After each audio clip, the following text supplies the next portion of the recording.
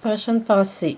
Que deviendrais-je si je n'avais pas l'assurance de voir la bonté du Seigneur sur cette terre où nous vivons? Compte patiemment sur le Seigneur. Rassaisis-toi, reprends courage. Oui, compte patiemment sur le Seigneur. Psaume 17, versets 13 et 14.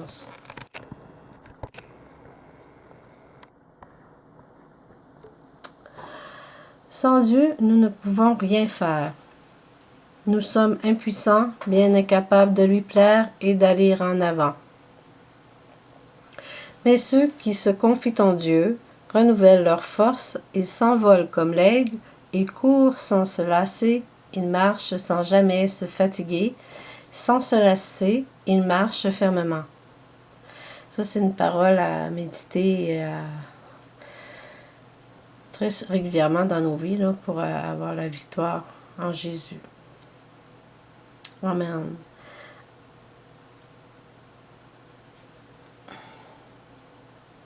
Prochaine pensée. Dieu nous a donné l'intelligence et le discernement des choses bien ou mal. Prenons donc les bonnes choses pour nous nourrir et laissons faire les préjugés. Si pour toi ceci ou cela fait augmenter ta foi en Dieu et que tout est inspiré de Dieu, de son Saint-Esprit, c'est que ça vient de Dieu. Jésus nous aime avec un cœur ouvert et simple devant lui. Nous nous approchons de son trône. Si tu te souviens de qui tu étais et d'où tu viens, tu cesseras de pointer du doigt ton voisin et de lui lancer des pierres. Car Jésus t'a fait grâce tout comme il veut le faire à ton prochain. Prends garde, car celui qui se croit debout peut tomber aussitôt. Si tu vois ton frère tomber, tends-lui la main, plutôt que de le piétiner et de l'enfoncer davantage avec tes jugements. Amen. Merci Seigneur. Toujours relever notre frère ou notre soeur qui tombe et ne jamais juger notre prochain parce qu'on ne sait pas quand ça va être notre tour. Amen. Merci Seigneur. Ton Saint-Esprit nous accompagne chaque jour. Prochaine pensée sur les fruits de l'esprit qui sont l'amour, la joie, la paix, la patience, la bienveillance, la bonté, la foi, la douceur et la maîtrise de soi.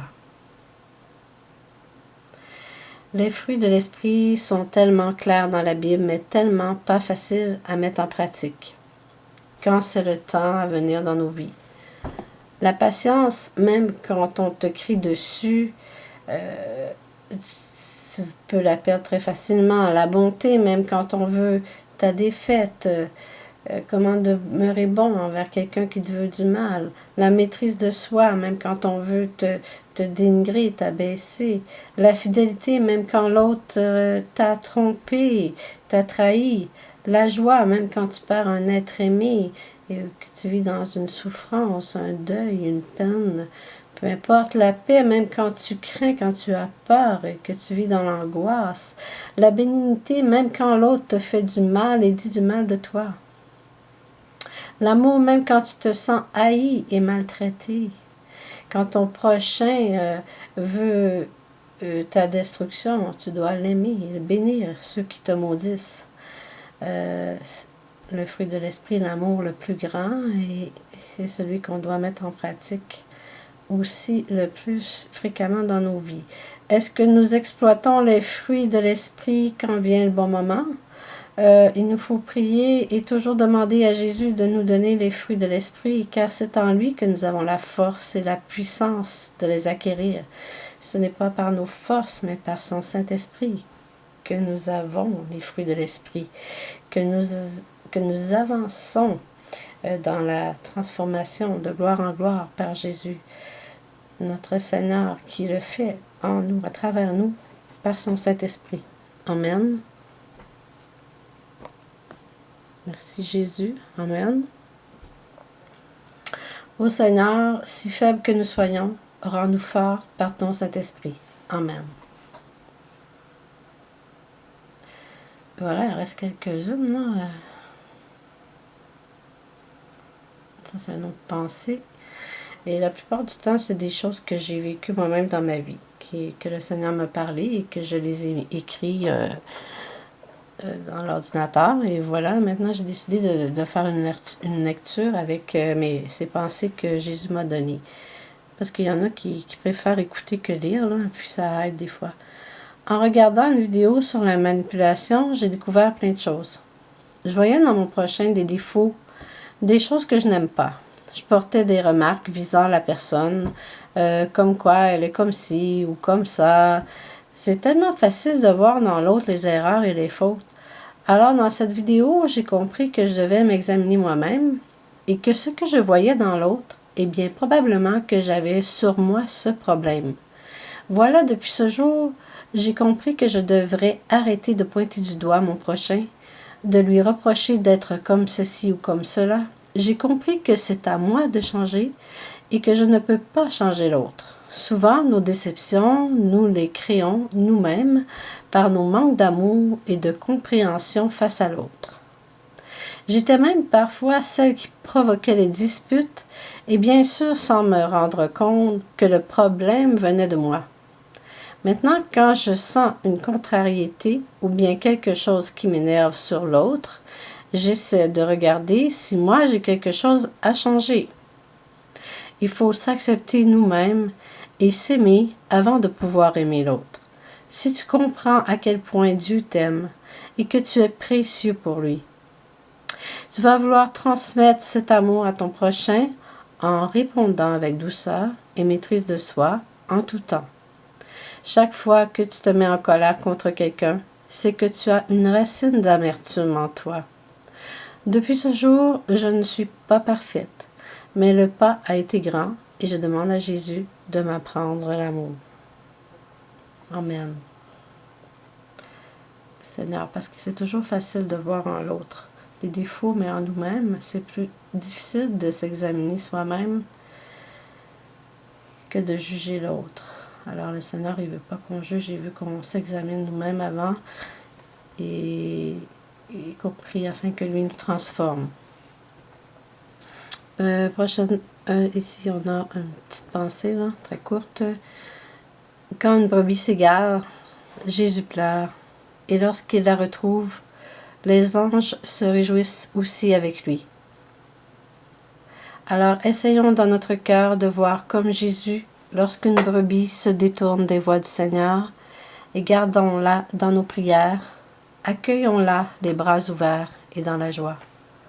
C'est encore là une parole pour dire celui qui est tombé ou qui a dévié des voies du Seigneur, de le recueillir avec amour et de prendre soin de lui. Là. Comme quand le fils prodige est revenu, là, il s'était perdu et son père a fait tuer le veau gras et tout ça là, dans la parole de Dieu. Il s'est réjoui alors qu'il avait tout dépensé son héritage dans le péché et puis son père ne l'a pas jugé, il l'a accueilli avec amour.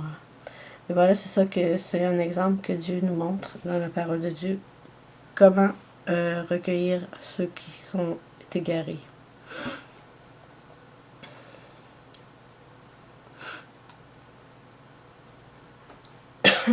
Prochaine pensée.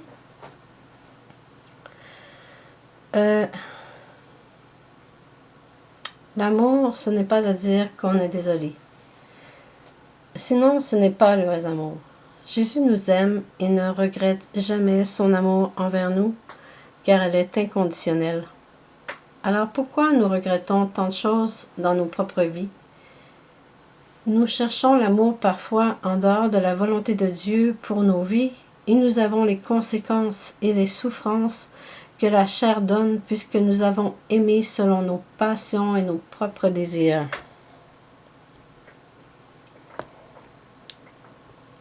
Amen. Désolée, j'ai un petit problème d'image.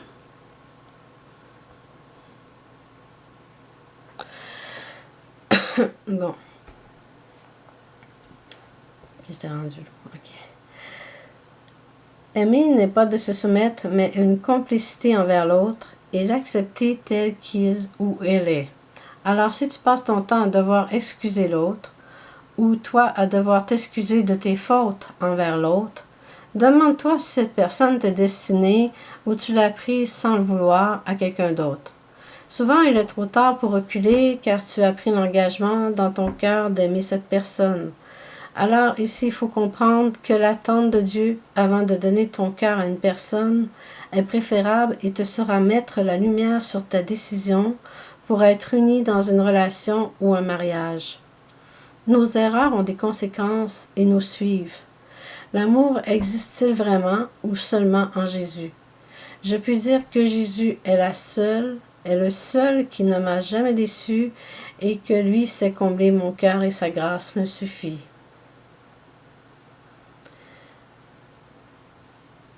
Ta vie est comme un roman, laisse Dieu en écrire l'histoire.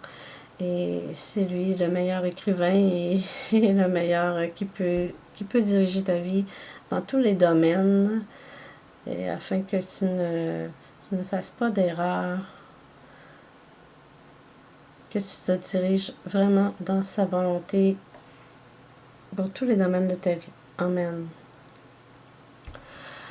Quand tu t'entoures de personnes qui ne voient pas les bonnes choses, mais trouvent toujours à dire du négatif sur tout, même sur ce qui est bon, tu te rends pas compte que cela vient sur toi et que cela peut prendre une position dans ta vie qui fait que tu vas absorber ces paroles négatives sans te rendre compte que cela aura même un impact sur ta vie. Tu peux devenir très triste car tu laisses entrer du négatif. Donc, si quelqu'un veut te dire des choses qui ne t'apportent pas de bien, rejette immédiatement toute chose mauvaise et reprends-le avec amour en lui disant « Regarde le bon et le bien qui découle au lieu de toujours chercher le point noir » ou la bébite comme on dit. Pour être dans la lumière, il faut aussi rejeter ce qui vient nous apporter les ténèbres. Ne pas rester passif pour plaire à l'autre. Prendre position, se tenir debout, tenir ferme et garder toujours les yeux fixés sur Jésus. Soyez bénis et gardons nos cœurs précieux pour Dieu. Amen. Parce que dans ma vie, je veux être une bénédiction pour les autres.